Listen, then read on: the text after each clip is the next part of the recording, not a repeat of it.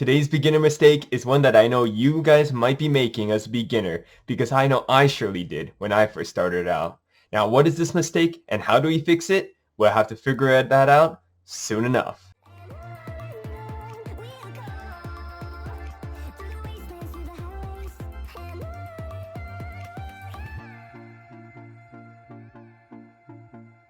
So what is this beginner mistake that I'm talking about in the beginning of this video? Is it moving the F-pawn? Nah, not many beginners actually move the F-pawn if they know what's good for them. However, this is something I see a lot of people do, and it's one that I made myself. And that's moving my A-pawns and H-pawns forward twice and moving the rooks out towards the center. This is because when I was a beginner, I knew the ABCs of chess, which were very simple. Attack the center, bring out the pieces, and castle the king. If you want to watch that video, you guys can check that video up there. But when I heard that, what I thought to myself is, hey, if I can just bring out my rooks to the center, support my center pawns that way, then I'm doing a good job. I'm developing my pieces, my rooks at least, and I'm controlling the center with the rooks. Now, why is this not a good idea? For many different reasons. So this A4 move, first of all, is just terrible because it doesn't control the center with a pawn, and that's what this A in attack the center really means. It means attack the centers with a pawn and later on support these pawns using your pieces, not use your pieces to support the center.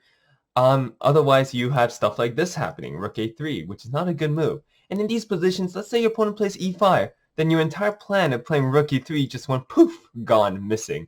Because if you play rook a3, guess what? Your opponent's bishop is going to capture a rook, basically winning 2 points right there.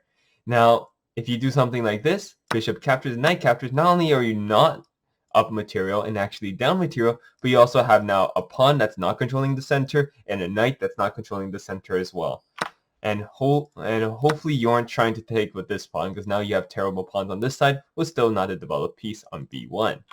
So after this, I used to always play pawn h4, like just say to myself, well, I guess my plans have been foiled moving my rook out this way, so I'm going to try to move out my rook this way. And let's say our opponent doesn't play probably what is the best move here, pawn d5, just saying, hey, I'm just going to have complete control in the center, and you're not able to move your rooks out like this. But let's just say our opponent is nice to us. He sees that we're trying very hard to move our rooks out, they're not very good, and we successfully are able to do one.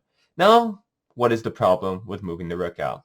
It's the same problem as moving your queen out too many times. And as you guys probably heard before, moving your queen too many times in the opening is really bad, and the same can be said about your rook. And the reason why is because the rook and the queen are actually the weakest piece in the game at the very beginning of the game. Now, why do I say that? You might think to yourself, wait, the queen is worth 9 points. It's still the most powerful piece. What do you mean it's the weakest? And what I mean is that basically any piece tries to attack the queen. Guess what the queen has to do? Is it the queen that has to run? Or is it the pawn or the bishop or the knight that has to run? And the answer is always the queen has to run because you don't want to lose material against them, which is why the queen is actually the weakest piece. And the rook follows the same strategy. If an opponent's bishop attacks it, let's say our opponent plays pawn d5, attacking our rook using a discovered attack, now our rook is forced to flee. Now obviously we don't want to move it backwards, so let's say we move it towards the center. And we say to ourselves, good job, Sean, I control the center and life is definitely good now.